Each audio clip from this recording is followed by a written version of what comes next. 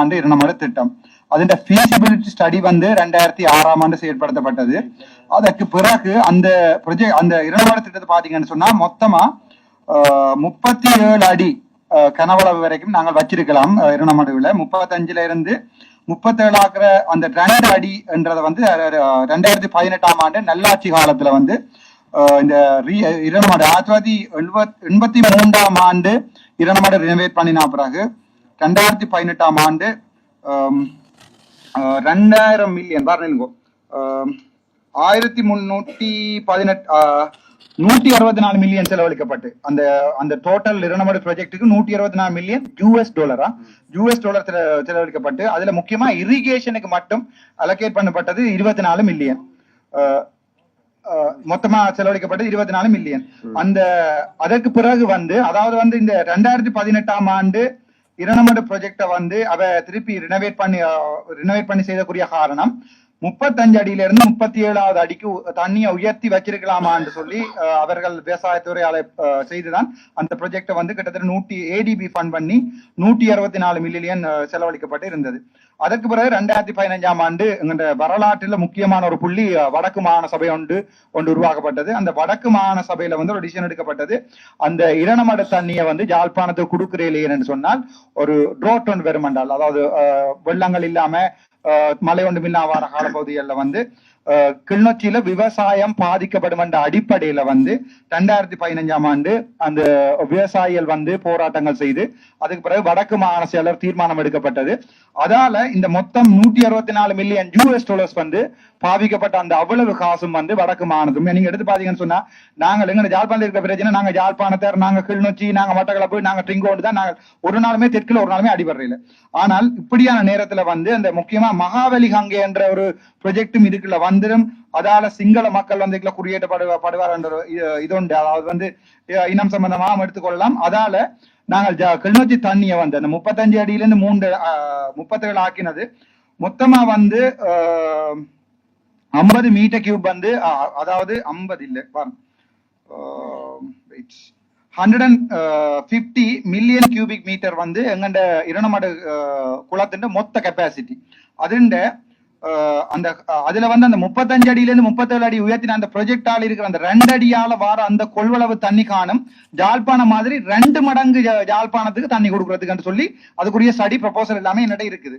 ஆனால் அதுக்கு பிறகு நடந்த அரசியல் மாற்றங்களாலையும் பிரச்சனையாலையும் வேற பின்புலங்கள் நான் பழச கயக்க விரும்பல. யாழ்ப்பாண மக்களுக்குரிய குடிநீரை வந்து கிளர்ச்சியில இருந்து அங்க அனுப்பாவிட்டிருக்கோம். 2018 இந்த ப்ராஜெக்ட் கிட்டத்தட்ட 164 மில்லியன் யூஎஸ் டாலர் பாவிச்சு இந்த ப்ராஜெக்ட் நாங்கள் செய்துட்டு அதுக்கு பிறகு இவ திருப்பியும் ஒரு ப்ராஜெக்ட் வந்து தண்ணி கொண்டு வரதுக்காண்டி செய்தவ. இதுல நாவக்குழி என்னைக்கு எனக்கு இடம் தெரியல, இப்ப அதுவும் இல்லாம இருக்கு. ஆனால் உண்மையா பாத்தீங்கன்னா 2018 நல்லாட்சி அரசாங்கத்துக்கு பிறகு 35 அடி 37 அடி ஆக்கின பிறகு ஒவ்வொரு வருஷம் 2017 இருந்து 2024 வரைக்கும் அந்த தண்ணி மேவி பாஞ்சோண்டு தான் இருக்கு, வேஸ்டா போய்கொண்டு இருக்கு. அதை விட விவசாய காணிகளுக்கு சாதாரணமா 3.4 ஃபீட் மட்டும்தான் சாதாரணமா எல்லா டிஸ்ட்ரிக்ட்கள்லையும் தண்ணிகள் வழங்கப்படுறது. ஆனா கிளிநொச்சியில மட்டும் விவசாய காணிகளுக்கு 5.7 ஃபீட் வழங்கப்படுது. இதால என்னென்றால் யாழ்ப்பாணத்துக்கு நாங்கள் குடிநீரை கொடுக்க மாட்டோம் என்று எங்களுடைய பாராளுமன்ற உறுப்பினர் முன்ன காலங்கள்ல வந்து இங்க இருந்து கொடுக்காம, அதாவது குடிக்கிறதுக்கு தண்ணி.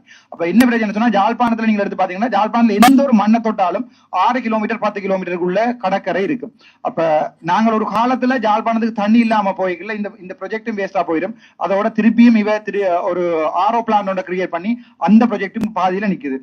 என்ன பிரச்சனை சொன்னால் சனத்தக செறிஞ்சு வாழ்ந்த கூடுற இடம் யாழ்ப்பாணம். அதோட கிளிநொச்சியில இருந்து வந்த கணவர் யாழ்ப்பாணம் இந்து கல்லூரியின் உரிமையை கொண்டாடி கொண்டு நாங்க யாழ்ப்பாணம் என்று சொல்லி கொண்டிருக்கிறோம். ஆனா யாழ்ப்பாணத்துக்கு தண்ணி கொடுக்கறதுக்கு விரும்புறோம் இல்ல.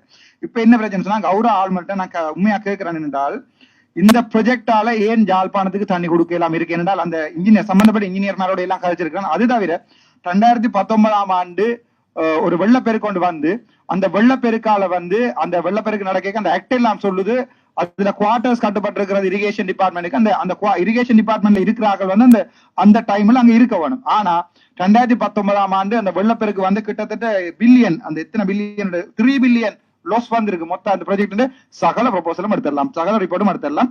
அந்த 3 பில்லியன் லாஸ் வந்திருக்குது. அந்த 3 பில்லியன் லாஸுக்குரிய சம்பந்தப்பட்ட அதிகாரிகளுக்கு எதிராக நடவடிக்கை எடுக்க சொல்லி அந்த நேரம் இருந்த ஆளுநர்களுக்கு வந்து கடிதங்கள் கொடுக்கப்பட்டிருக்கு. ஆனால் அவைதான் இப்பவுமே இருக்கணும். அவை இதுவும் எடுக்கல. என்னென்றால் அந்த பிளட் பேரேக் இல்ல, அவையெல்லாம் இருந்தது ஒரு ஆள் கிளிநொச்சியில, ஒரு ஆள் முல்லைத்தீவுல, ஒரு ஆள் மட்டக்களப்பில். ஆனால் அங்க உதாரணம் தெரியும், அந்த ரேடியல் கேட் என்று இருக்கு. அந்த ரேடியல் கேட் தாண்டியும் தண்ணி பாஞ்சால 3 பில்லியன் லாஸ். எத்தனையோ ஆயிரம் ஆக்கள் செத்துருக்கணும், எத்தனையோ ஆயிரம் கால்நடைகள் செத்துருக்குது, 4 ஆக்கள் செத்துருக்கணும். அந்த எக்ஸாக்ட் நம்பர்ஸ் தெரியல. அப்படியும் இருந்தும் இப்பவும் நாங்கள் யாழ்ப்பாணத்துக்கு தண்ணி கொடுக்க மாட்டோம் என்ற ஒரு இதோண்ட கிளிநொச்சியில் எடுத்திருக்கிறோம். நான் எங்களுடைய மதிப்புக்குரிய ஸ்ரீதரன் ஐயாட்டையும் கேட்கிறேன். ஏனென்றால் இப்ப எங்கட கெப்பாசிட்டி வந்து 37 ஃபீட் வரைக்கும் போகும் இந்த தண்ணி.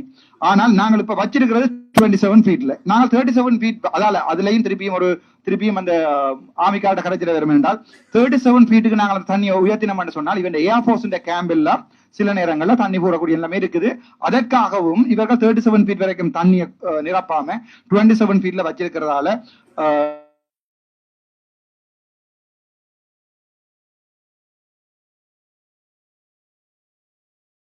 மக்களுக்கு பிள்ளையா சொல்லி இருக்கு, இங்க இருந்து தண்ணி போனா உங்களுக்கு விவசாயம் செய்யலாண்டு. அப்படி ஒரு விஷயம் ஒன்றை செய்து அரசியல் இதுல நடந்திருக்கு. இது சம்பந்தமான சகல டாக்குமெண்ட்ஸையும் எடுத்து பழைய இங்க இருந்து தண்ணி போனா உங்களுக்கு விவசாயம் செய்யலாண்டு. அப்படி ஒரு விஷயம் ஒன்றை செய்து அரசியல் இதுல நடந்திருக்கு. இது சம்பந்தமான சகல டாக்குமெண்ட்ஸையும் எடுத்து பழைய ப்ரொபோசல் இரிகேஷன் டிபார்ட்மெண்ட்ல யாராவது இருந்தால் அதை என்ன மன்னிச்சு கொள்ளணும். அவைக்கும் எதிராக வந்து இந்த கம்ப்ளைண்ட் போயிருக்கு. சம்பந்தப்பட்ட இரிகேஷன் டிபார்ட்மெண்ட் இருந்தாலும் முந்தைய யாழ்ப்பாணத்துல இருந்த அரசியல்வாதிகளும் சேர்ந்து அந்த 3 பில்லியன் லொஸுக்கு வந்த நடவடிக்கை எடுக்க சொன்ன அந்த ரிப்போர்ட்டையும் இல்லாம பண்ணி 4 தொடக்கம் 5 எக்ஸ்பர்ட்டோட கொழும்புல இருந்து நல்லாட்சி அரசாங்க காலத்துல வந்தது.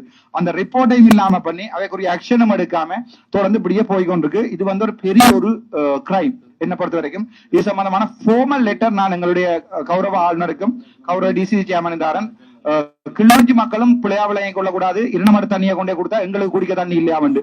அப்படி அல்ல. கிளிநொச்சியை வந்து நடுவுல இருக்கிற இடம். ரெண்டாவது எங்களோட விவசாயம் செய்யலாம் அப்படின்னா ஒரு நாளுமே இல்ல. கருப்பட்ட முடிவுல அடுத்த ஒரு மட்ட இரிகேஷன் டிபார்ட்மெண்ட்ல அந்த மட்ட குளத்தை கட்டுறதுக்குரிய நடவடிக்கையும் எடுக்கணும். இது கிளிநொச்சி யாழ்ப்பாணம் என்ற தாண்டி யாழ்ப்பாணத்துல குடிக்க தண்ணி என்ற இருக்கு இல்லா நேரத்துல நாங்கள் கிளிநொச்சியில வாழ்ந்து பிரயோசனம் இல்லை. கிளிநொச்சியில பயிர் செய்யாம யாழ்ப்பாணத்துல சோறு தின்னலாது. இது ஒரு நல்ல அடிப்படையில அரசியல் இல்லாம இதை செய்யணும் அன்பா கேட்டுக்கொள்றேன். இது சம்பந்தமான கம்ப்ளைண்ட் லெட்டரை நான் எங்களுடைய கவர்னருக்கும் டிசி சேர்மனுக்கும் தாரேன். நன்றி. சரி, இல்ல இல்ல யாரு இல்ல கொஞ்சம் இருங்க. சரியா, முடிய கடைசியா கதைங்க. சரியா, அதுக்கு டைம்